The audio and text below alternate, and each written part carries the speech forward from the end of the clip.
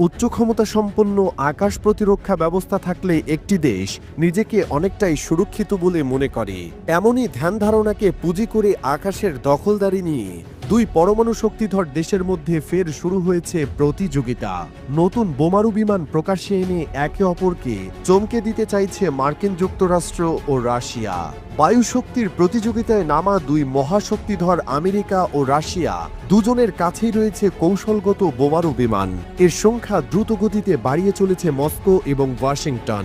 পাশাপাশি নতুন প্রজন্মের বোমারু বিমানকে এয়ারফোর্সে সামিল করার দিকেও নজর দিয়েছে ওয়াশিংটন ও মস্কো। বলা বাহুল্য, এর জেরেই সম্প্রতি ব্যাপকভাবে খবরের শিরোনামে এসেছে ইউএসের B-21 এবং রুশ পাক-ডা।